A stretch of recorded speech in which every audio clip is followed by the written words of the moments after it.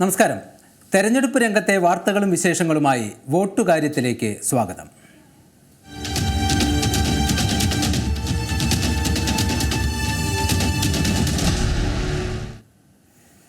ഡൽഹി മദ്യനയ കേസിൽ ആം ആദ്മി പാർട്ടി നേതാവ് സഞ്ജയ് സിംഗിന് ജാമ്യം അനുവദിക്കുമ്പോൾ എൻഫോഴ്സ്മെന്റ് ഡയറക്ടറേറ്റിന് സുപ്രീം കോടതി നൽകിയ താക്കീത് രാഷ്ട്രീയ കേന്ദ്രങ്ങളിൽ ചർച്ചയാവുകയാണ്. പ്രഥമ ദൃഷ്ട്യാ തെളിവില്ലെങ്കിൽ പ്രതിക്ക് ജാമ്യം അനുവദിക്കാമെന്ന വകുപ്പ് ചൂണ്ടിക്കാട്ടി സുപ്രീം കോടതി നടത്തിയ നിരീക്ഷണം ഇഡിക്ക് മാത്രമല്ല കേന്ദ്ര സർക്കാരിനു കൂടിയുള്ള മുന്നറിയിപ്പായാണ് വിലയിരുത്തപ്പെടുന്നത്. രാഷ്ട്രീയ എതിരാളികളെ വേട്ടയാടാൻ കേന്ദ്ര ഏജൻസികളെ സർക്കാർ ആയുധമാക്കുന്നെന്ന് ആരോപണമുയരുന്ന സാഹചര്യത്തിൽ സുപ്രീം കോടതിയുടെ നിരീക്ഷണങ്ങൾ തെരഞ്ഞെടുപ്പ് രംഗത്തും ചൂടുള്ള ചർച്ചാ വിഷയമാണ്. ദേശീയ രാഷ്ട്രീയത്തിലേക്കാണ് ആദ്യം ദില്ലി ചലോ.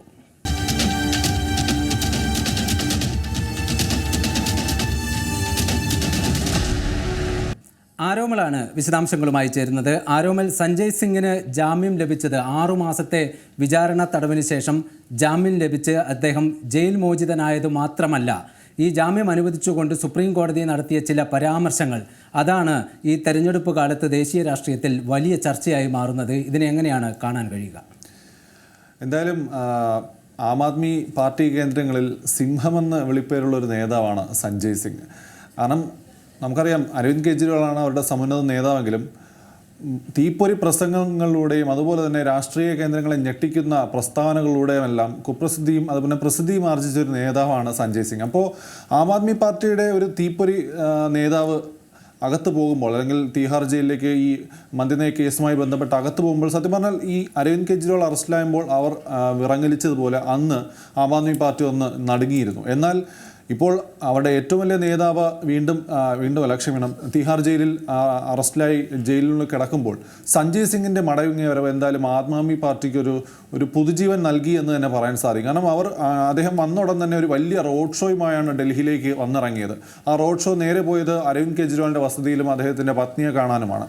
അതിനുശേഷം തിരികെ വന്ന് പ്രവർത്തകരെ അഭിസംബോധന ചെയ്ത് അദ്ദേഹം പറഞ്ഞു, ഇപ്പോൾ ആഹ്ലാദിക്കാനുള്ള സമയമല്ല, ഇത് BJPക്കെതിരെ പോരാടാനുള്ള സമയമാണ്. ഈ ലോക്സഭാ തെരഞ്ഞെടുപ്പിൽ BJPക്ക് ഇതിനുള്ള മറുപടി ഞാൻ നൽകും, അല്ലെങ്കിൽ ഞങ്ങൾ നൽകുമെന്നൊരു പ്രസ്താവനയാണ് അദ്ദേഹം ഇറക്കിയത്. അതിൽ നിന്ന് തന്നെ ആം ആദ്മി പാർട്ടിയുടെ ഒരു കോൺഫിഡൻസ്, അല്ലെങ്കിൽ സഞ്ജയ് സിംഗിൻ്റെ ഒരു കോൺഫിഡൻസ് നമുക്ക് കാണാൻ സാധിക്കും. കാരണം BJPക്ക് ഡൽഹിയിൽ കഴിഞ്ഞ തവണത്തെ പോലെ ഇത്തവണ മേധാവിത്വം ഉണ്ടാവില്ല. ഇത്തവണ ആം ആദ്മി പാർട്ടി അല്ലെങ്കിൽ ഇന്ത്യ മുന്നണിക്ക് തന്നെയായിരിക്കും ഡൽഹി മേഖലയിൽ മേധാവിത്വം എന്നൊരു ഉറക്കമുള്ള ഒരു പ്രഖ്യാപനം തന്നെയായിരുന്നു എന്തായാലും സഞ്ജയ് സിംഗ് നടത്തിയത്.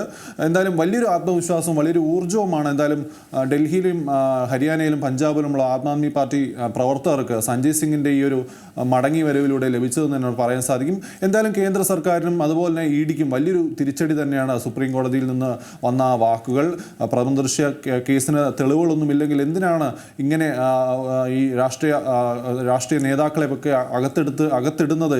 വിചാരണയുടെ പേരിലും ക്വസ്റ്റ്യൻ ചെയ്യലിൻ്റെ പേരിലും എന്താണ് അകത്തിടുന്നതെന്നൊരു ചോദ്യം സുപ്രീം കോടതിയുടെ ഭാഗത്തു നിന്നുണ്ടാകുമ്പോൾ അത് വലിയൊരു തിരിച്ചടി തന്നെയാണ് കേന്ദ്ര സർക്കാരിനും ഇഡിക്കും ഉണ്ടായത്. കേന്ദ്ര സർക്കാർ ഇഡിയെയും CBIയെയും IT സെല്ലിനെ എല്ലാം ഉപയോഗിച്ച് വലിയൊരു വേട്ടയാടൽ പ്രതിപക്ഷ നേതാക്കൾക്കെതിരെ നടത്തുന്നുള്ള ആരോപണം എല്ലാ ഇന്ത്യ മുന്നണി നേതാക്കളും നടത്തുന്നുണ്ട്. ഈവൻ നമുക്കറിയാം, കേരളത്തിൽ മുഖ്യമന്ത്രിയുടെ മകളെ ED വേട്ടയാടുന്നു, അതോടൊപ്പം തന്നെ തോമസ് ഐസക്കിനെ ED വേട്ടയാടുന്നു. അങ്ങനെ പല നേതാക്കൾ, കേരളം, തമിഴ്നാട്, കർണാടക, ആന്ധ്ര, അങ്ങനെ പല സംസ്ഥാനങ്ങളിലെയും പ്രതിപക്ഷ നേതാക്കളെ വേട്ടയാടുന്നു എന്നുള്ളൊരു ആരോപണം എന്തായാലും ഉണ്ട്. അതിന് ആക്കം കൂട്ടുന്നതാണ് എന്തായാലും സുപ്രീം കോടതിയുടെ ഈ ഒരു നിരീക്ഷണം.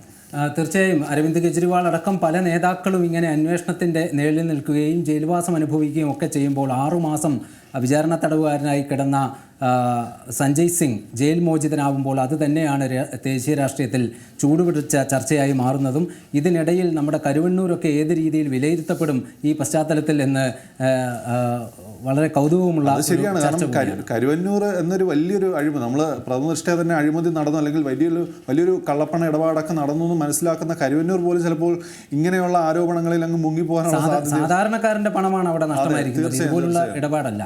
തീർച്ചയായും അവിടെ ആ സാധാരണക്കാരൻ്റെ കണ്ണീര് മുങ്ങിപ്പോകുമോ എന്നുള്ളതാണ് ഇപ്പോൾ ഏറ്റവും വലിയൊരു ചോദ്യം. തീർച്ചയായും വോട്ടുകാര്യത്തിൽ ഇനി ആന്ധ്രാപ്രദേശിലെ തെരഞ്ഞെടുപ്പ് ചിത്രമാണ് വിശദമായി വിലയിരുത്തുന്നത്. ആന്ധ്രാപ്രദേശിലേക്ക് പോയാൽ അവിടെ ഭരണകക്ഷിയായ YSR കോൺഗ്രസ് വലിയൊരു ശക്തിയായി തന്നെ ഒരു ഭാഗത്തുണ്ട്. മറുഭാഗത്ത് BJP സഖ്യം ചേർന്നിരിക്കുന്നത് TDPയുമായും അതുപോലെ തന്നെ പവൻ കല്യാണിൻ്റെ ജനസേനയുമായും ഒക്കെയാണ്. ഈ രണ്ട് മുന്നണികൾക്കുമൊപ്പം കോൺഗ്രസും അവിടെ ഒരു വലിയ പരീക്ഷണത്തിനിറങ്ങുകയാണ്. YS ശർമിളയെ മുൻനിർത്തി അവരെ സംസ്ഥാന അധ്യക്ഷയാക്കിക്കൊണ്ട് കോൺഗ്രസും ഒരു പോരിനിറങ്ങുമ്പോൾ ആന്ധ്രയുടെ ഒരു തെരഞ്ഞെടുപ്പ് ചിത്രത്തെ നമുക്ക് എങ്ങനെ കാണാം?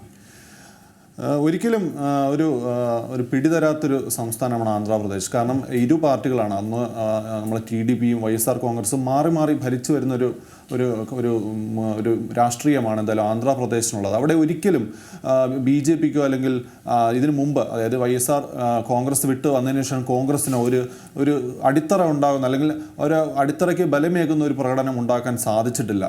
കഴിഞ്ഞ തെരഞ്ഞെടുപ്പിൽ കോൺഗ്രസ് നാമാവിശേഷമാവുന്ന ഒരു കാഴ്ച നമ്മൾ കാണാൻ സാധിച്ചു. 28 സീറ്റിൽ 25 ജഗൻമോഹൻ റെഡ്ഡിയുടെ YSR കോൺഗ്രസ് നേടിയെങ്കിൽ 3 സീറ്റിൽ TDP ഒതുങ്ങി പോകും. അങ്ങനെ ജഗൻമോഹൻ റെഡ്ഡിയുടെ ഒരു വ്യക്തിപ്രഭാവത്തിൽ YSR-CP കംപ്ലീറ്റ് സീറ്റും തൂത്തെടുക്കുന്ന ഒരു കാഴ്ചയാണ് കാണാൻ സാധിച്ചത് ഇത്തവണ. എന്നാൽ അങ്ങനെയല്ല കാര്യങ്ങൾ. കാരണം ഒരു കുടുംബ രാഷ്ട്രീയത്തിൻ്റെ പാത പിന്തുടർന്നു പോകുന്ന ആന്ധ്രാപ്രദേശിൽ YSR കോൺഗ്രസിൻ്റെ ഏറ്റവും വലിയ നേതാവ് ഇപ്പോൾ ജഗൻമോഹൻ റെഡ്ഡിയാണ്. അദ്ദേഹത്തിൻ്റെ സഹോദരിയായ YS ശർമിള ജഗൻമോഹൻ റെഡ്ഡിയായിട്ട് തെറ്റിപ്പിരിഞ്ഞാണ് കോൺഗ്രസിലേക്ക്, അവരുടെ പഴയ തട്ടകമായ കോൺഗ്രസിലേക്ക് ചുവടുമാറുന്നത്. കാരണം സഹോദരൻ്റെ നിഴലിൽ ഒതുങ്ങിപ്പോകേണ്ട ഒരാളല്ല താനെന്ന് തിരിച്ചറിവ് കൊണ്ടായിരിക്കാം ചിലപ്പോൾ വീണ്ടും അവർ YSR-CPയിൽ നിന്ന് നേരെ കോൺഗ്രസിലേക്ക് ചുവടുമാറുന്നത്. എന്നാൽ കോൺഗ്രസ്സിൽ എന്തായാലും ശർമിളയെ കാത്തിരിക്കുന്നത് ചെറിയ ടാസ്ക് ഒന്നുമല്ല. കാരണം 0 എന്ന ഒരു സംഖ്യയിൽ നിന്ന് ഇത്തവണ 2 അക്കത്തിലേക്കെങ്കിലും കോൺഗ്രസിനെ എത്തിക്കുക എന്നുള്ള വലിയൊരു ദൗത്യമാണ് എന്തായാലും ഹൈക്കമാൻഡ് YS ശർമിളയ്ക്ക് കൊടുത്തിരിക്കുന്നത്. അതുകൊണ്ട് തന്നെയാണ് പണ്ട് YS രാജശേഖർ റെഡ്ഡി മത്സരിച്ചിരുന്ന കടപ്പ മണ്ഡലം തന്നെയാണ് ഇത്തവണ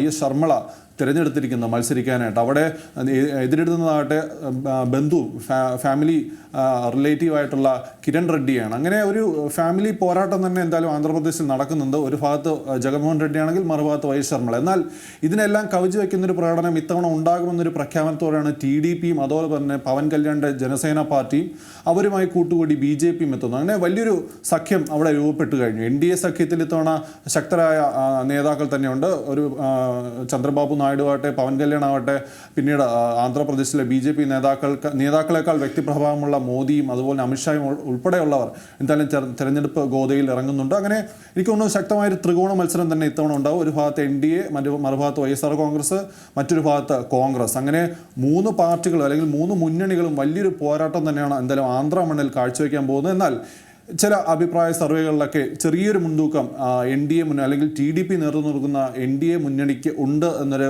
കാഴ്ച നമുക്ക് കാണാൻ സാധിക്കുന്നു. തൊട്ടുപിറകെയാണ് YSRൻ്റെ സ്ഥാനം. എന്നാൽ 3-4 സീറ്റ് വരെ ചിലപ്പോൾ YS ശർമിള നയിക്കുന്ന കോൺഗ്രസിനും ലഭിച്ചേക്കാം എന്നൊരു ഒരു അഭിപ്രായ സർവേകളൊക്കെ പല ഭാഗത്തുനിന്ന് ആന്ധ്രാപ്രദേശിൻ്റെ ചില ലോക്കൽ നെറ്റ്വർക്കൊക്കെ നടത്തിയ ഒരു തെരഞ്ഞെടുപ്പ് അഭിപ്രായ സർവേയിൽ കാണാൻ സാധിക്കുന്നുണ്ട്. അപ്പോൾ എനിക്ക് തോന്നുന്നു തീപാറുന്ന പോരാട്ടം തന്നെയായിരിക്കും ആന്ധ്രാപ്രദേശിൽ കാണാൻ സാധിക്കുന്നത്. കാരണം BJPക്ക് വലിയൊരു വളക്കൂറുള്ള മണ്ണല്ല ആന്ധ്ര. ഈവൻ തെലങ്കാനയിൽ പോലും കഴിഞ്ഞ തവണ 4 സീറ്റ് നേടി.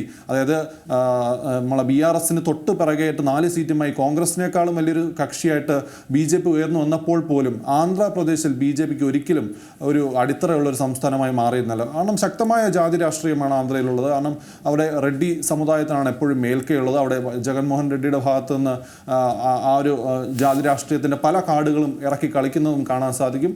മറുഭാഗത്ത് ചന്ദ്രബാബു നായിഡു എന്നുള്ളൊരു വലിയ TDP നേതാവുമുണ്ട്. അങ്ങനെ ജാതി രാഷ്ട്രീയം മാത്രം കളിച്ച് മുന്നേറുന്ന പാർട്ടികളാണ് TDPയും അതുപോലെ YSR കോൺഗ്രസും. അതുകൊണ്ടാണ് BJPക്ക് വലിയൊരു അടിത്തറ അല്ലെങ്കിൽ ഒരു ഹിന്ദുത്വ കാർഡിനേക്കാൾ അവിടെ ജാതി കാർഡിനാണ് ഏറ്റവും കൂടുതൽ അടിത്തറയുള്ളത്. അതുകൊണ്ടായിരിക്കും BJP ഇത്തവണയും അല്ലെങ്കിൽ ഇതുവരെയും ആന്ധ്രയിൽ വലിയൊരു പ്രബലമായൊരു കക്ഷിയായിട്ട് ഉയർന്നു വരാത്തത്. എന്നാൽ ഇത്തവണ ആ ഒരു അവസ്ഥയ്ക്ക് മാറ്റം കൊണ്ടുവരാനാണ് BJP ശ്രമിക്കുന്നത്. മിനിമം 3-4 സീറ്റ് ആന്ധ്രയിൽ നിന്ന് നേടാനായിരിക്കും BJP. മുന്നണിയും കൂടെ ചേർത്ത് 20-ന് മേൽ സീറ്റ് നേടാനാണ് എന്തായാലും NDA ശ്രമിക്കുന്നത്. മറുഭാഗത്ത് YSR അവരുടെ ശക്തി കാണിക്കാൻ ശ്രമിക്കും. അതേസമയം കോൺഗ്രസിനെ പുനരുജ്ജീവിപ്പിക്കുക എന്നുള്ള വലിയ ടാസ്കുമായിട്ടാണ് എന്തായാലും ശർമിള ഉള്ളത്. BJP ഇവിടെ സൂചിപ്പിച്ചതുപോലെ തന്നെ വലിയ വേരോട്ടമില്ലാത്തൊരു സംസ്ഥാനം തന്നെയാണ് ആന്ധ്രാപ്രദേശ്. പക്ഷേ അവരാ സഖ്യത്തിലൂടെ TDPയും പവൻ കല്യാണുമായുള്ള സഖ്യത്തിലൂടെ വലിയ പ്രതീക്ഷ വെച്ച് പുലർത്തുന്നുണ്ട് ആന്ധ്രയിൽ എന്നാണ് മനസ്സിലാക്കാൻ കഴിയുന്നത്. അങ്ങനെ നമുക്ക് കഴിഞ്ഞ തവണത്തെ 2019 വോട്ട് വിഹിതം പരിശോധിക്കുമ്പോൾ 49.95% വോട്ട് ആണ് YSR കോൺഗ്രസിന് ലഭിച്ചത്. 25-ൽ 22 സീറ്റുകളും അവർ നേടുകയുണ്ടായി. TDPക്ക് 3 സീറ്റ് മാത്രമാണ് ലഭിച്ചത്. പക്ഷേ 39.17% വോട്ട് ചന്ദ്രബാബു നായിഡുവിന് ലഭിച്ചിട്ടുണ്ട്. 5.53% വോട്ടുള്ള ആണ് പവൻ കല്യാണിൻ്റെ പാർട്ടിക്കും ഉണ്ടായിരുന്നത്. അവിടെ വളരെ ന്യൂനപക്ഷമായി പോയി കോൺഗ്രസ്. 1.17% വോട്ട് മാത്രമാണ് കോൺഗ്രസിന് ലഭിച്ചത്. ആ കോൺഗ്രസിനെ YS ശർമ്മിളയുടെ എങ്ങനെയൊരു ത്രികോണ മത്സരത്തിൻ്റെ രീതിയിലേക്ക് എത്തിക്കാൻ കഴിയും, അല്ലെങ്കിൽ കോൺഗ്രസിൻ്റെ ഒരു പ്രതീക്ഷ ഏത് രീതിയിൽ അവിടെ പൂവണിയും, കോൺഗ്രസിനുള്ള ഏക പിടിവള്ളി ആണ് ശർമ്മിള എന്ന ഒരു ഘടകവും, അതുപോലെ തന്നെ BJPയുടെ മോഹങ്ങളും എങ്ങനെ അവിടെ പൂവണിയാനാണ് സാധ്യത? നേരത്തെ ഞാൻ പറഞ്ഞ പോലെ ആന്ധ്രാപ്രദേശ് വ്യക്തമായ ഒരു കുടുംബ രാഷ്ട്രീയത്തിലൂടെ കടന്നു പോകുന്നൊരു സംസ്ഥാനമാണ്. കാരണം YSR രാജശേഖർ റെഡ്ഡിക്ക് ശേഷം അദ്ദേഹത്തിൻ്റെ മകനായ ജഗൻമോഹൻ റെഡ്ഡി വരുന്നു. അതിനു മുമ്പാണെങ്കിൽ കോൺഗ്രസിലൂടെ ആയാലും രാജശേഖർ റെഡ്ഡി ഭരിക്കുന്നു. എന്നാൽ മറുഭാഗത്ത് TDP എന്ന പാർട്ടിയും കുടുംബ രാഷ്ട്രീയത്തിലൂടെ തന്നെ പോകുന്നൊരു പാർട്ടിയാണ്. അവിടെ ഇപ്പോൾ ചന്ദ്രബാബു നായിഡുവിൻ്റെ നേതൃത്വത്തിലാണ് TDP മുന്നേറുന്നത്. അദ്ദേഹത്തിൻ്റെ മക്കളും മരുമക്കളും എല്ലാം രാഷ്ട്രീയ നേതാക്കളും മന്ത്രിമാരും ഒക്കെ ആയിട്ടുള്ള ആൾക്കാരാണ്. അങ്ങനെ നോക്കുമ്പോൾ ശക്തമായ കുടുംബ രാഷ്ട്രീയത്തിനെതിരെ നിന്നിരുന്ന BJPക്ക് അവിടെ അടിത്തറ ഇല്ല. അതുകൊണ്ട് എന്തായാലും കുടുംബ രാഷ്ട്രീയമായി മുന്നോട്ട് പോകുന്ന ഈ പാർട്ടികളോടൊപ്പം തന്നെ ഏതെങ്കിലും ഒരു പാർട്ടിയോടൊപ്പം കൂടാൻ തന്നെയായിരിക്കും BJP തീരുമാനിച്ച് അങ്ങനെ TDPയോടൊപ്പം പോകുന്നത്. ഇതിനു മുമ്പ് ജഗൻമോഹൻ റെഡ്ഡിയുമായിട്ടൊന്ന് ഒരു കൂട്ടുകൂടാൻ ആന്ധ്രയിലെ BJP നേതാക്കൾ അതുപോലെ തന്നെ അമിത്ഷാ ഉൾപ്പെടെയുള്ളവർ ഒന്ന് ശ്രമിച്ചിരുന്നു. എന്നാൽ ചിലപ്പോൾ തിരിച്ചടി ആയേക്കാമെന്നൊരു കാരണത്താൽ തന്നെയാണ് ജഗൻമോഹൻ റെഡ്ഡി അവരെ അത്രത്തോളം അടുപ്പിച്ചില്ല. എന്നാൽ പണ്ട് സഖ്യത്തിലായിരുന്ന ചന്ദ്രബാബു നായിഡു ഇപ്പോൾ ഒന്ന് ഒരു അടുപ്പം കാണിച്ചപ്പോൾ നേരെ NDA മുന്നണി അവിടെ രൂപീകരിച്ചിരിക്കുന്നു. TDP അതുപോലെ തന്നെ മുമ്പ് NDA ഭാഗമായിരുന്ന ജനസേന പാർട്ടിയും പവൻ കല്യാണിൻ്റെ ജനസേന പാർട്ടിയും NDAയുടെ ഭാഗമായിരിക്കുന്നു. ആ ഒരു സഖ്യത്തിലൂടെ ഇത്തവണ എന്തായാലും ആന്ധ്രയിൽ അക്കൗണ്ട് തുറക്കാൻ സാധിക്കും എന്നൊരു ആത്മവിശ്വാസത്തിലാണ് BJP. തെലങ്കാനയിൽ അക്കൗണ്ട് തുറന്നു, കർണാടകയിൽ അക്കൗണ്ട് തുറന്നു, തമിഴ്നാട്ടിൽ അക്കൗണ്ട് തുറന്നു. ഇതുവരെയും അക്കൗണ്ട് തുറക്കാൻ സാധിക്കാത്ത രണ്ട് സംസ്ഥാനങ്ങൾ ആന്ധ്രയും കേരളവുമാണെന്നാണ് നമ്മൾ കാണേണ്ടത്. BJPക്ക് ഇതൊരു അക്കൗണ്ട് പോലും തുറക്കാൻ സാധിക്കാത്ത രണ്ട് സംസ്ഥാനങ്ങൾ ആന്ധ്രയും കേരളവുമാണ്. അവിടെയാണ് ഇത്തവണ BJP വലിയൊരു കരുനീക്കം നടത്തിക്കൊണ്ടിരിക്കുന്നത്. എനിക്ക് അറിയാൻ സാധിക്കുന്ന വലിയ ജനക്കൂട്ടമാണ് നരേന്ദ്രമോദിയുടെ റാലികളിലെല്ലാം അവിടെ വന്നുകൊണ്ടിരിക്കുന്നത്. വലിയ ജനക്കൂട്ടം ചന്ദ്രബാബു നായിഡുവിൻ്റെ റാലികളിലും വരുന്നു. അത് അവർക്കൊരു ആത്മവിശ്വാസം നൽകുന്നുണ്ട് എന്നൊരു കാര്യത്തിൽ തർക്കമൊന്നുമില്ല. എന്നാൽ കോൺഗ്രസിൻ്റെ സ്ഥിതിയും മറിച്ചൊന്നുമല്ല. കാരണം കഴിഞ്ഞ തവണ സംഭൂജിരായിരുന്ന കോൺഗ്രസ് ഒരു തവണ ഈ സൗത്ത് ഇന്ത്യയിൽ തന്നെ അല്ലെങ്കിൽ ദക്ഷിണേന്ത്യയിൽ തന്നെ കോൺഗ്രസിൻ്റെ ഒരു കോട്ട എന്ന് വിശേഷിപ്പിക്കാവുന്ന ഒരു സംസ്ഥാനമായിരുന്നു ആന്ധ്രാപ്രദേശ്. എല്ലാ സീറ്റുകളും കോൺഗ്രസ് നേടിക്കൊണ്ടിരുന്ന ഒരു കാലഘട്ടം അവർക്കുണ്ടായിരുന്നു. എന്നാൽ അതിൽ നിന്നാണ് YSRCPയും TDPയും കോൺഗ്രസിൻ്റെ കോട്ടകളെല്ലാം വെട്ടിപ്പൊളിച്ച് സീറ്റുകളെല്ലാം തൂത്തുവാരിക്കൊണ്ട് പോയത്. അപ്പോൾ കോൺഗ്രസിനെ സംബന്ധിച്ചിടത്തോളം ഈ 1% മേലുള്ള വോട്ടിംഗ് പെർസെൻറ്റേജ് ഇത്തവണ ഒരു 15 മേലെങ്കിലും എത്തിക്കുക, ഒരു 3-4 സീറ്റെങ്കിലും പിടിച്ചെടുക്കുക എന്നുള്ളൊരു വലിയൊരു ടാസ്ക്, അത് ഒരു മാമത്ത് ടാസ്ക് തന്നെയാണ് എന്തായാലും ശർമ്മിളയെ കാത്തിരിക്കുന്നത്. അതവർ നേടുമെന്നൊരു ആത്മവിശ്വാസം അവരുടെ മുഖത്തുണ്ടെങ്കിലും എനിക്ക് അത്രത്തോളം ഒരു തോന്നലില്ല. കാരണം YSRCP അല്ലെങ്കിൽ ജഗൻമോഹൻ റെഡ്ഡി എന്നുള്ളൊരു ജയൻ്റ് അവിടെ നിൽപ്പുണ്ട്. രാഷ്ട്രീയപരമായി അദ്ദേഹത്തെ കവച്ചു വയ്ക്കാൻ ഇപ്പോഴും അവിടെ ആരും തന്നെയില്ല. ആന്ധ്രാപ്രദേശിൽ ആരും തന്നെയില്ല. ചന്ദ്രബാബു നായിഡുവിൻ്റെ ഗ്രാഫും ജഗൻമോഹൻ റെഡ്ഡിയുടെ ഗ്രാഫിൻ്റെ അത്ര ഉയർന്നിട്ടില്ല. അതുകൊണ്ട് അദ്ദേഹത്തിന് അല്ലെങ്കിൽ YSRCPക്ക് തന്നെയായിരിക്കും ഇത്തവണ ഒരു 15 മേൽ സീറ്റ് ലഭിക്കാൻ പോകുന്നത്. എന്നാൽ TDP അല്ലെങ്കിൽ NDA സഖ്യത്തിന് ഒരു 10 അടുപ്പിച്ച് ക്ഷമിക്കണം 10 ഒരു 7-8 സീറ്റ് ലഭിക്കും. ചിലപ്പോൾ കോൺഗ്രസിന് 1-2 സീറ്റും ലഭിച്ചേക്കാം എന്നാണ് ഞാൻ കണക്കുകൂട്ടുന്നത്. എന്തായാലും ആന്ധ്രയെ കോൺഗ്രസിൻ്റെ ഒരു കോട്ടയാക്കി നിലനിർത്തിയിരുന്ന YS രാജശേഖർ റെഡ്ഡിയുടെ പാരമ്പര്യം തന്നെയാണ് ജഗൻമോഹന് അവകാശപ്പെടുന്നതിനുള്ളത്. അത് തന്നെയാണ് ശർമ്മിളയുടെ കോൺഗ്രസും ആഗ്രഹിക്കുന്നത് എന്ന് വേണം കരുതാൻ. എന്തായാലും ആന്ധ്രയിലെ പോരാട്ടം വളരെ നിർണായകമായ ഒരു തെരഞ്ഞെടുപ്പ് പോരാട്ടം തന്നെയാണ്. ഇനി സംസ്ഥാനത്തെ തെരഞ്ഞെടുപ്പ് പ്രചരണത്തിൻ്റെ വിശദാംശങ്ങളിലേക്കാണ്. 20-ൽ ആര്?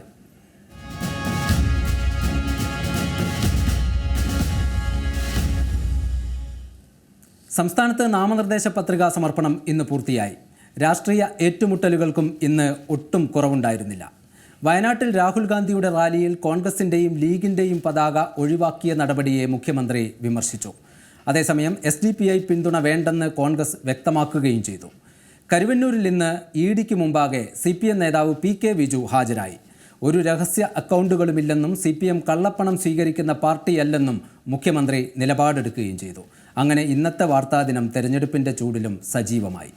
ഇതിൻ്റെ വിശകലനങ്ങളുമായി അഭിജിത്ത് ജയനാണ് ചേരുന്നത്. അഭിജിത്ത്, സംസ്ഥാനത്ത് പത്രികാ സമർപ്പണം ഇന്ന് പൂർത്തിയായിരിക്കുകയാണ്. ഏതൊക്കെ പ്രമുഖരാണ് ഇന്ന് പത്രിക സമർപ്പിച്ചത്? റിജീഷ്, ഏതായാലും സംസ്ഥാനത്ത് ലോക്സഭാ തെരഞ്ഞെടുപ്പിനുള്ള നാമനിർദ്ദേശ പത്രികകളുടെ സമർപ്പണം ഇന്ന് അത് പൂർത്തിയായിരിക്കുകയാണ്. ഇന്നായിരുന്നു അവസാന ദിവസം. പ്രമുഖ സ്ഥാനാർത്ഥികളൊക്കെയും ഇന്നിപ്പോൾ പത്രികാ സമർപ്പണം നടത്തുകയും ചെയ്തു. തിരുവനന്തപുരത്ത് NDA സ്ഥാനാർത്ഥി രാജീവ് ചന്ദ്രശേഖർ പത്രികാ സമർപ്പണം നടത്തി. തൃശ്ശൂരിൽ NDA സ്ഥാനാർത്ഥി സുരേഷ് ഗോപി പത്രികാ സമർപ്പണം നടത്തി. തൃശ്ശൂരിൽ UDF സ്ഥാനാർത്ഥി K മുരളീധരൻ പത്രികാ സമർപ്പണം നടത്തി. അങ്ങനെ പ്രമുഖരായിട്ടുള്ള സ്ഥാനാർത്ഥികൾ ഇന്നിപ്പോൾ ഏതായാലും നാമനിർദ്ദേശ പത്രിക സമർപ്പിച്ച് കഴിഞ്ഞിട്ടുണ്ട്. ഏതായാലും തെരഞ്ഞെടുപ്പ് പോര് അതിൻ്റെ മൂർധന്യാവസ്ഥയിലേക്ക് കടക്കുന്ന ഒരു സാഹചര്യവും സ്ഥിതിവിശേഷവും ഒക്കെ തന്നെയാണ് പ്രധാനമായും തന്നെ ഉള്ളത്.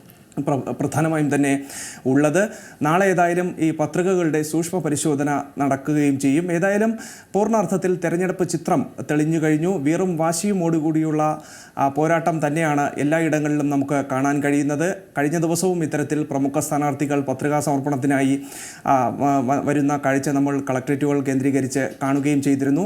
ഇതിൽ തന്നെ ഏറ്റവും പ്രധാനപ്പെട്ട 2 നേതാക്കളുടെ പത്രികാ സമർപ്പണമാണ് ഇതിൽ ഏറ്റവും സുപ്രധാനമായ ഹൈലൈറ്റായി സൂചിപ്പിക്കാൻ കഴിയുന്നത്. ഇന്നിപ്പോൾ വയനാട്ടിൽ കെ സുരേന്ദ്രൻ നാമനിർദ്ദേശ പത്രിക സമർപ്പിച്ചതാണ്. അത് കേന്ദ്രമന്ത്രി സ്മൃതി ഇറാനിയോടൊപ്പം എത്തിയാണ് അദ്ദേഹം റോഡ് ഷോ നടത്തിയ ശേഷം കളക്ട്രേറ്റിലെത്തി നാമനിർദ്ദേശ പത്രിക സമർപ്പിച്ചത്. കഴിഞ്ഞ ദിവസം വയനാട്ടിൽ രാഹുൽ ഗാന്ധി എത്തി ഇത്തരത്തിൽ നാമനിർദ്ദേശ പത്രിക സമർപ്പിച്ചതും വലിയ തോതിൽ മാധ്യമങ്ങളുടെ പ്രചരണം കിട്ടിയതാണ്. അതിലും അദ്ദേഹം നിരവധി കാര്യങ്ങൾ സൂചിപ്പിച്ചുകൊണ്ടും നിരവധി വിമർശനങ്ങൾ ഇത്തരത്തിൽ ഇതര പാർട്ടികൾക്ക് നേരെ എയ്തു വിട്ടുമൊക്കെയാണ് നാമനിർദ്ദേശ പത്രിക സമർപ്പിക്കുന്ന ഒരു ഘട്ടമൊക്കെ തന്നെയും ഉണ്ടായത്. കഴിഞ്ഞ ദിവസം ഇത്തരത്തിൽ രാഹുൽ ഗാന്ധിയുടെ നാമനിർദ്ദേശ പത്രികാ സമർപ്പണം നടക്കുന്ന വേളയിൽ തന്നെ റോഡ് ഷോ ഉൾപ്പെടെയുള്ള കാര്യങ്ങളും ഉണ്ടായിരുന്നു. ദേശീയ നേതാക്കളും ഒപ്പം തന്നെ സംസ്ഥാന കോൺഗ്രസ് നേതൃത്വത്തിലെ നേതാക്കളും ഉൾപ്പെടെ പങ്കെടുക്കുന്ന ഒരു സാഹചര്യവും പ്രധാനമായും നമുക്ക് കാണാൻ കഴിഞ്ഞു. അങ്ങനെ വീറും വാശിയുമോടുകൂടിയുള്ള തെരഞ്ഞെടുപ്പ് തന്നെയാണ് വരാൻ പോകുന്നത്. അതിനുവേണ്ടിയുള്ള എല്ലാ ആരെയും തലയും മുറുക്കി എല്ലാ വിധത്തിലുള്ള ക്രമീകരണങ്ങളും ഈ മുന്നണികൾ നേരത്തെ തന്നെ നടത്തി കഴിഞ്ഞു. അഭിജിത്ത്, കഴിഞ്ഞ ഏതാനും ദിവസമായി തെരഞ്ഞെടുപ്പ് പ്രചരണ രംഗത്ത് വളരെ സജീവമായി കേട്ടൊരു വിവാദം, അത് SDPI കോൺഗ്രസ് മുന്നണിക്ക് പിന്തുണ പ്രഖ്യാപിച്ചുകൊണ്ട് പരസ്യമായി പിന്തുണ പ്രഖ്യാപിച്ചതായിരുന്നു. അതിനെ CPM-ഉം BJP-യും നഖശികാന്തം എതിർക്കുകയും വിമർശിക്കുകയും ഒക്കെ ചെയ്തു. എന്നാൽ ഇന്ന് ആ വിഷയത്തിൽ കോൺഗ്രസിൻ്റെ ഒരു പ്രതികരണം വന്നിരിക്കുകയാണ്. ആ വിവാദത്തിന് വിരാമമിടാൻ എന്ന വിധത്തിൽ SDPIയുടെ പിന്തുണ തങ്ങൾക്ക് ആവശ്യമില്ല, വ്യക്തികൾക്ക് ആർക്ക് വേണമെങ്കിലും വോട്ട് ചെയ്യാം, പക്ഷേ ഒരു വർഗീയ സംഘടനയായ SDPIയുടെ പിന്തുണ ആവശ്യമില്ല എന്ന നിലപാട് കോൺഗ്രസ് വ്യക്തമാക്കിയിരിക്കുകയാണ്. ഇതോടുകൂടി ആ വിവാദത്തിന് വിരാമമാകുമെന്ന് കരുതാൻ കഴിയുമോ? തീർച്ചയായും ഒരു പരിധിവരെ അങ്ങനെ കരുതാൻ കഴിയുമെങ്കിലും വരുന്ന ലോക്സഭാ തെരഞ്ഞെടുപ്പിൽ അത് എത്രത്തോളം രാഷ്ട്രീയപരമായി ഫലിക്കുമെന്നുള്ളതാണ് ഏറെ ചർച്ച ചെയ്യപ്പെടുന്ന ഒരു വസ്തുത. ഏതായാലും SDPI വോട്ട് വേണ്ട എന്നുള്ളതാണ് ഇപ്പോൾ അല്പസമയം മുമ്പ് പ്രതിപക്ഷ നേതാവ് VD സതീശനും KPCC ആക്ടിംഗ് പ്രസിഡന്റ് MM ഹസനും വാർത്താ സമ്മേളനം നടത്തി പ്രഖ്യാപിക്കുകയും ചെയ്തത്. നേരത്തെ തന്നെ SDPI സംസ്ഥാന പ്രസിഡന്റ് മൂവാറ്റുപുഴ അഷ്റഫ് മൗലവി എറണാകുളത്ത് നടത്തിയ വാർത്താ സമ്മേളനത്തിൽ SDPIയുടെ വോട്ട് അത് UDF-ന് നൽകും, കോൺഗ്രസിന് നൽകുമെന്നുള്ള ഒരു പരസ്യ പ്രഖ്യാപനം നടത്തിയത് കോൺഗ്രസിനെ വല്ലാതെ വെട്ടിലാക്കി. ഇതിന് പിന്നാലെയൊക്കെ തന്നെയും നേതാക്കളുടെ പ്രതികരണങ്ങൾ മാധ്യമപ്രവർത്തകർ ആരായുമ്പോൾ നേതാക്കൾക്ക് ഇത് സംബന്ധിച്ചൊരു വ്യക്തത ഉണ്ടായിരുന്നില്ല. എന്തു പറയണം, അല്ലെങ്കിൽ ഇതുമായി ബന്ധപ്പെട്ട് കൂടുതൽ എങ്ങനെ പ്രതികരിക്കണം എന്നതിൽ കൂടുതൽ വ്യക്തത ഇല്ലായിരുന്നു. ഏതായാലും ഇന്നിപ്പോൾ ഇതിലൊരു വ്യക്തത വന്നിരിക്കുന്നു. അങ്ങനെ SDPIയുടെ വോട്ട് പൂർണ്ണമായും വേണ്ടതില്ല എന്നുള്ള നിലപാടിലേക്ക് കോൺഗ്രസ് നേതൃത്വം എത്തിയിരിക്കുന്നു എന്നതാണ് ഏറ്റവും പ്രധാനപ്പെട്ട കാര്യം. ഇതിൽ ഏറ്റവും സുപ്രധാനമായ കാര്യം അതിങ്ങനെയാണ്. അതായത് ഇത്തരത്തിൽ ഈ SDPIയുടെ വോട്ട് സ്വീകരിച്ചു കഴിഞ്ഞാൽ ഉത്തരേന്ത്യയിലടക്കം വലിയ തിരിച്ചടി ഉണ്ടാകുമെന്നുള്ള ഒരു കണക്കുകൂട്ടൽ UDF നേതൃത്വത്തിനാകെയുണ്ട്. സംസ്ഥാനത്ത് പ്രത്യേകിച്ച് വടക്കൻ മലബാറിലെ ചില മണ്ഡലങ്ങളിലൊക്കെ തന്നെയും വലിയ ആധിപത്യം നേടാൻ കഴിയുമെങ്കിലും അല്ലെങ്കിൽ മികച്ച ഭൂരിപക്ഷം നേടാൻ കഴിയുമെങ്കിലും ദേശീയ തലത്തിൽ ഇത് വലിയ പ്രചരണ ആയുധമാക്കി BJP ഉൾപ്പെടെ രംഗത്ത് കൊണ്ടുവരാനുള്ള സാധ്യത കൂടി മുന്നിൽ കണ്ടുകൊണ്ടാണ് ഇത്തരത്തിലൊരു നിലപാടുമായി കോൺഗ്രസ് നേതൃത്വം മുന്നോട്ട് വന്നിരിക്കുന്നത് എന്നതാണ് ഏറ്റവും പ്രധാനപ്പെട്ട കാര്യം. ഇതിൽ തന്നെ നേതാക്കൾക്ക് നേരത്തെ വ്യക്തതയില്ലായിരുന്നുവെങ്കിലും ഇന്നിപ്പോൾ ഏതായാലും വ്യക്തത വന്നിരിക്കുന്നു. അതിൽ തന്നെ മുഖ്യമന്ത്രി പിണറായി വിജയന് ചില വിമർശനങ്ങൾ കൂടി MM ഹസന്റെ ഭാഗത്തു നിന്ന് ഉണ്ടാകുന്ന ഒരു സ്ഥിതിവിശേഷം കൂടിയുണ്ട്. പിണറായി കേരള ഗീബൽസ് ആണ് എന്നുള്ള ഒരു ശ്രദ്ധേയമായ വിമർശനം അദ്ദേഹം നടത്തിയിരിക്കുന്നു. മാത്രമല്ല വയനാട്ടിൽ BJP പ്രചരണം മുഖ്യമന്ത്രി ഏറ്റെടുത്തിരിക്കുന്നു, BJPയെ പ്രീണിപ്പിക്കാൻ മുഖ്യമന്ത്രി ശ്രമിക്കുന്നു എന്നതടക്കമുള്ള വിമർശനങ്ങൾ കൂടി ഇതിന് പിന്നാലെ വരികയും ചെയ്യുന്നു. SDPI ബന്ധത്തിൽ മുഖ്യമന്ത്രി കോൺഗ്രസിനെതിരെയും വലിയ വിമർശനങ്ങൾ ഉന്നയിച്ചിരുന്നു. അതിനുള്ള മറുപടിയാണ് ഇന്ന് കോൺഗ്രസ് നേതാക്കളും നടത്തിയിരിക്കുന്നത്. എന്തായാലും ഈ ഒരു വിഷയത്തിൽ കോൺഗ്രസ് കൃത്യമായൊരു നിലപാട് പറയുമ്പോൾ CPM-നെ വിടാതെ പിന്തുടരുന്നത് കരുവന്നൂരിലെ ED അന്വേഷണം തന്നെയാണ്. അതിൽ കഴിഞ്ഞ ദിവസം മുഖ്യമന്ത്രി അഭിപ്രായം പറയാത്തത്, പ്രതികരിക്കാത്തത് വിമർശനങ്ങൾക്ക് ഇടയാക്കിയിരുന്നു. എന്നാൽ ഇന്ന് മുഖ്യമന്ത്രി ആ വിഷയത്തിൽ പ്രതികരണം നടത്തിയിരിക്കുകയാണ്. മുഖ്യമന്ത്രിയുടെ പ്രതികരണത്തിലേക്ക്. CPIM-ന് എന്തോ ഒരു രഹസ്യ അക്കൗണ്ട് ഉണ്ട് എന്ന മട്ടിലാണ് ഇപ്പോൾ ചിലർ പ്രചരിപ്പിക്കാൻ നോക്കുന്നത്. ഒരു രഹസ്യ അക്കൗണ്ടും CPIM-നില്ല. CPIM-ന് അതിൻ്റെ ആവശ്യമില്ല. കാരണം ഞങ്ങൾക്ക് കള്ളപ്പണം സ്വീകരിക്കുന്ന പരിപാടിയില്ല. ഇവിടെ ഇലക്ട്രൽ ബോണ്ട് വന്നപ്പോൾ അത് അഴിമതിയാണ് എന്ന് പറയാനുള്ള ആർജവം കാണിച്ചത് കമ്മ്യൂണിസ്റ്റ് പാർട്ടികൾ മാത്രമാണ്, CPIM-ഉം CPI-യും മാത്രമാണ്. അതിനെതിരെ ഇത് ഭരണഘടനയ്ക്ക് നിരക്കാത്തതാണ് എന്ന് പറഞ്ഞുകൊണ്ട് സുപ്രീം കോടതിയെ സമീപിച്ചതും CPM ജനറൽ സെക്രട്ടറി സഖാവ് സീതാറാം യെച്ചൂരിയാണ്. ഇതാണ് CPMൻ്റെ നിലപാട്. സുതാര്യമായും കൃത്യമായും കണക്ക് സൂക്ഷിക്കുകയും അത് കൃത്യമായി പരിശോധിക്കുകയും ചെയ്യുന്ന രീതിയാണ് CPMനുള്ളത്. ഇപ്പോൾ CPIM എല്ലാ വർഷവും, അതായത് വർഷം തോറും ആദായ നികുതി റിട്ടേണുകൾ ഫയൽ ചെയ്യുന്നുണ്ട്, കണക്കുകൾ ഓഡിറ്റ് നടത്തുന്നുണ്ട്, രേഖകൾ കൃത്യമായി സൂക്ഷിക്കുന്നുണ്ട്. SDPI വിഷയത്തിൽ കോൺഗ്രസ് നേതാക്കളും അതുപോലെ തന്നെ കരുവണ്ണൂർ വിഷയത്തിൽ മുഖ്യമന്ത്രിയും മറുപടി പറഞ്ഞ ഒരു ദിവസമാണ് ഇന്ന്. അതുപോലെ തന്നെ കോൺഗ്രസിനെ ഇന്ന് വെട്ടിലാക്കിയ മറ്റൊരു കാര്യം, ഇന്നലെ വയനാട്ടിൽ രാഹുൽ ഗാന്ധിയുടെ റോഡ് ഷോയുമായി ബന്ധപ്പെട്ടാണ്. അതിൽ കോൺഗ്രസിൻ്റെയോ മുസ്ലിം ലീഗിൻ്റെയോ പതാക ഏന്താതെയുള്ള റോഡ് ഷോ ആയിരുന്നു. അതിനെ വലിയ രീതിയിലാണ് CPM നേതാക്കളും അതുപോലെ തന്നെ CPM നേതാക്കളും BJP നേതാക്കളും വിമർശിച്ചത്. അഭിജിത്ത്, ഈ വിമർശനം ഇന്ന് എങ്ങനെയാണ് ചർച്ച ചെയ്യപ്പെട്ടത്? കോൺഗ്രസ് നേതാക്കളുടെ ഭാഗത്തു നിന്നുണ്ടായ മറുപടി ഏത് രീതിയിലാണ്? രജീഷ്, ഏതായാലും കരുവന്നൂർ വിഷയത്തിൽ കഴിഞ്ഞ ദിവസം മുഖ്യമന്ത്രി വാർത്താ സമ്മേളനം അവസാനിപ്പിച്ച് മടങ്ങി പോകുന്ന ഒരു സ്ഥിതിവിശേഷമായിരുന്നു കണ്ടിരുന്നതെങ്കിൽ ഇന്ന് മുഖ്യമന്ത്രി അതിൽ കൃത്യമായ നിലപാട് വിശദീകരിക്കുന്ന ഒരു ഘട്ടമാണ് കണ്ടത്.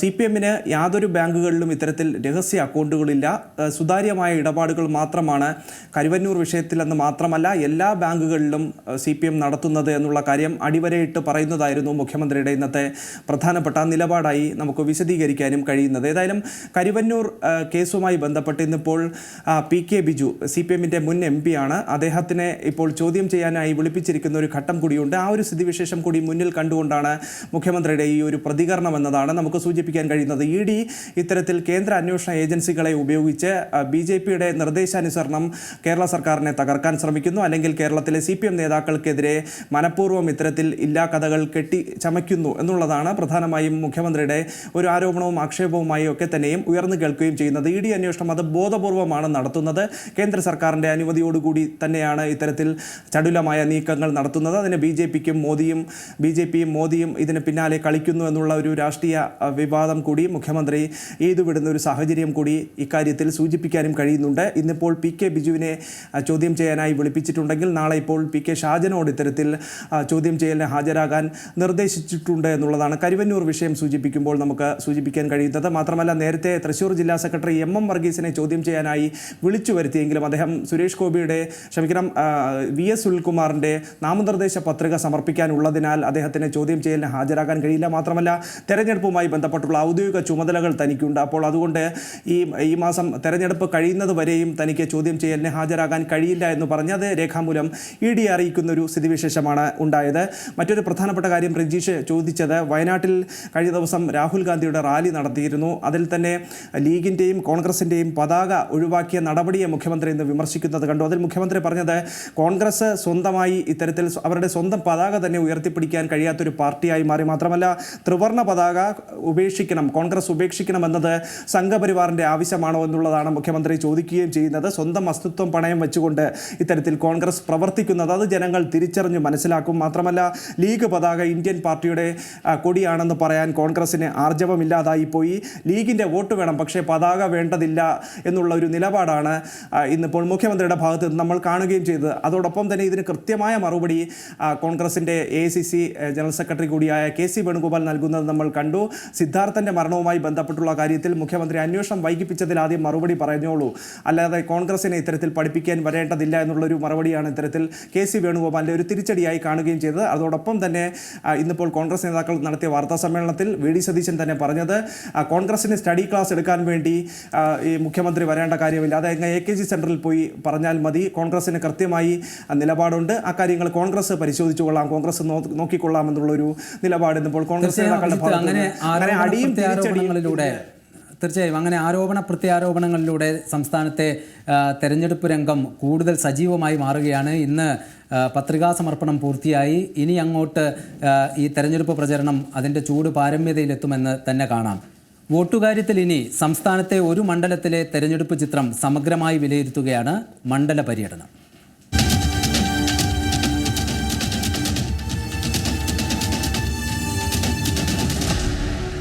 തലസ്ഥാന നഗരി ഉൾപ്പെടുന്ന തിരുവനന്തപുരം മണ്ഡലത്തിലെ തെരഞ്ഞെടുപ്പ് ചിത്രമാണ് ഇന്ന് രജീഷ് നരിക്കുനി വിശകലനം ചെയ്യുന്നത്. രജീഷ്, സംസ്ഥാനത്ത് തന്നെ ഏറ്റവും ശക്തമായ ത്രികോണ മത്സരം നടക്കുന്ന മണ്ഡലമാണ് തിരുവനന്തപുരം. BJP കഴിഞ്ഞ തവണ 2ാം സ്ഥാനത്തെത്തിയ മണ്ഡലം, BJP വളരെ പ്രതീക്ഷ വെച്ച് പുലർത്തുന്ന മണ്ഡലം. കേന്ദ്രമന്ത്രി രാജീവ് ചന്ദ്രശേഖരനെ തന്നെ ഇറക്കി ഇക്കുറി തിരുവനന്തപുരം പിടിക്കാൻ BJP നടത്തുന്ന വലിയ ശ്രമം എങ്ങനെയാണ് തിരുവനന്തപുരം മണ്ഡലത്തിലെ ഈ മത്സരത്തെ നമുക്ക് വിലയിരുത്താൻ കഴിയുക?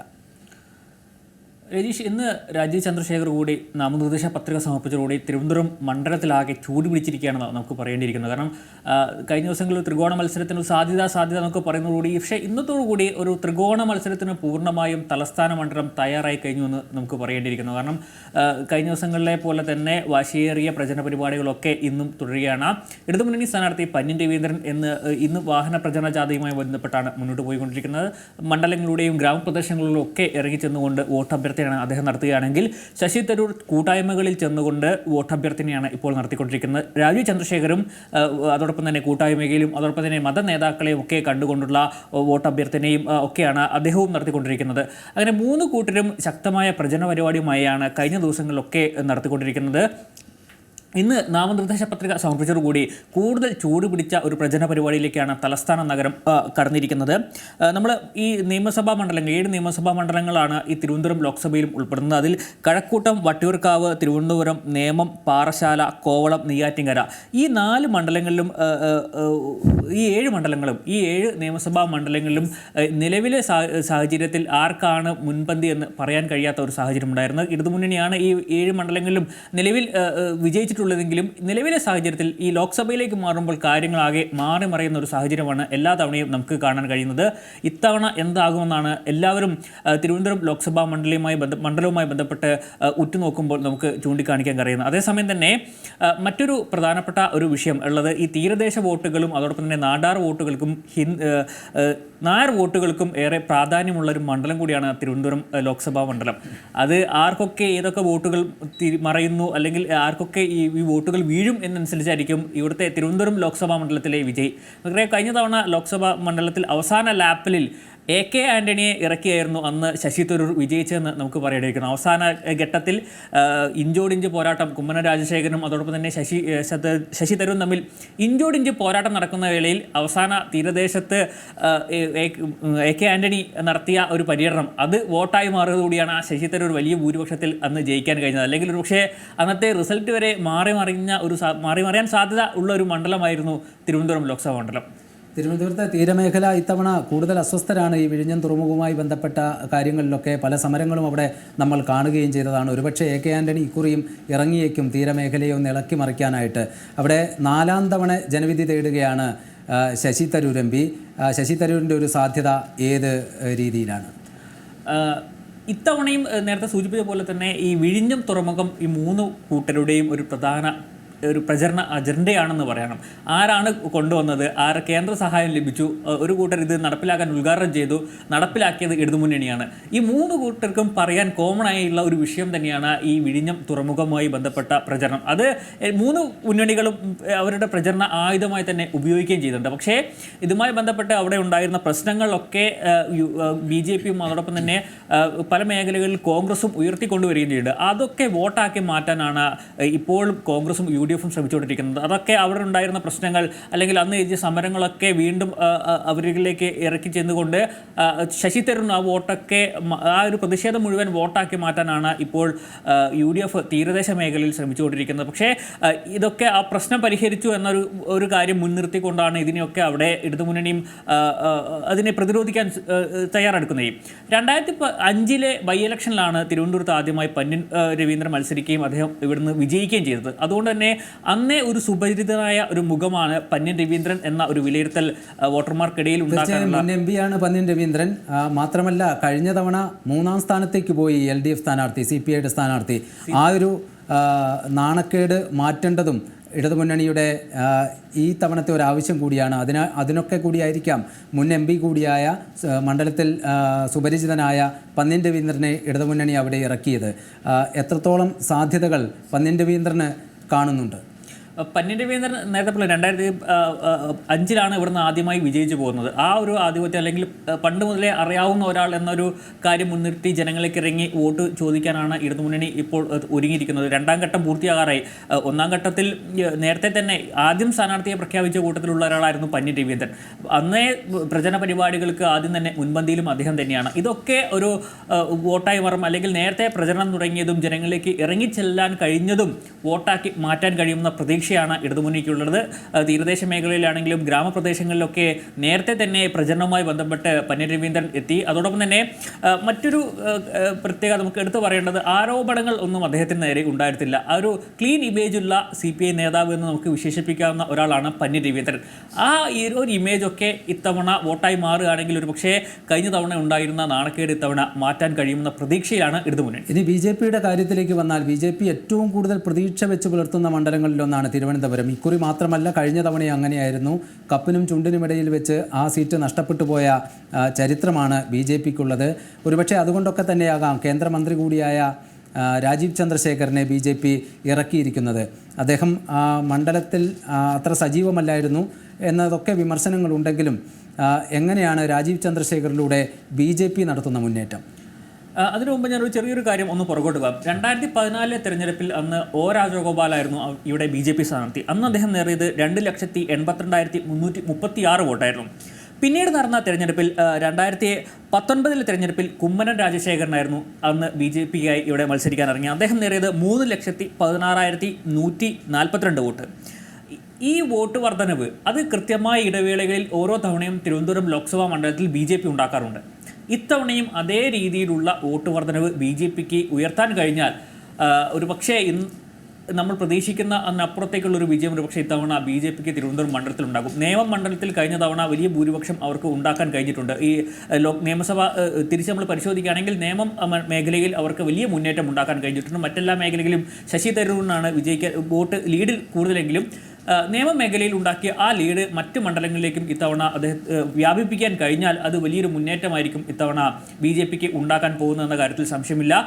കഴിഞ്ഞ തവണ നമുക്കറിയാം ആരോപണമുണ്ടായിരുന്നു, കുമ്മനം രാജശേഖരൻ മത്സരിക്കുന്നു, വോട്ട് മറിച്ചു, അല്ലെങ്കിൽ CPMൻ്റെയും CPIയുടെയും ഇടതുപക്ഷത്തിൻ്റെ വോട്ട് ശശി തരൂരിനും മറിച്ചു എന്ന വലിയൊരു ആരോപണമൊക്കെ BJP ഉയർത്തിയാണ്. പക്ഷേ ഇത്തവണ അത് ഉണ്ടാവാനുള്ള സാധ്യത ഉണ്ടാവാനുള്ള സാധ്യതയില്ല. കാരണം CPIയുടെ ഒരു കരുത്തനായ സ്ഥാനാർത്ഥിയെ തന്നെ മത്സരിക്കുമ്പോൾ ആ വോട്ടുകൾ മറയ്ക്കാനുള്ള സാധ്യത തള്ളിക്കളയാൻ കഴിയില്ല. അപ്പോൾ കൃത്യമായ രീതിയിൽ വോട്ട് ബാങ്ക് ഓരോരുത്തരുടെയും വോട്ട് അവരുടെ പക്ഷത്തേക്ക് പോകുകയാണെങ്കിൽ ത്രികോണ മത്സരം പൂർണ്ണമായും രീതിയിൽ തലസ്ഥാന നഗരത്തിൽ നടക്കും. ആര് വിജയിക്കുമെന്ന് അവസാന ലാപ്പ് വരെ പറയാനും കഴിയില്ല. തീർച്ചയായും ആ മൂന്ന് മുന്നണികളും അഞ്ചോടിഞ്ച് പോരാട്ടം തന്നെയാണ് മണ്ഡലത്തിൽ കാഴ്ചവെക്കുന്നത്. ആ അർത്ഥത്തിൽ ത്രികോണ മത്സരം എന്നത് സംസ്ഥാനത്ത് ഏറ്റവും ശക്തമായി നടക്കുന്ന മണ്ഡലം കൂടിയാണ് തിരുവനന്തപുരം. വരും ദിവസങ്ങളിൽ തെരഞ്ഞെടുപ്പ് പ്രചരണ രംഗം കൂടുതൽ സജീവമാകും എന്ന് തന്നെയാണ് പ്രതീക്ഷിക്കേണ്ടത്. കാരണം കൂടുതൽ ദേശീയ നേതാക്കൾ കേരളത്തിലേക്ക് എത്താൻ പോവുകയാണ്. വോട്ടുകാര്യം ഇന്നിവിടെ പൂർണ്ണമാകുകയാണ്. നമസ്കാരം.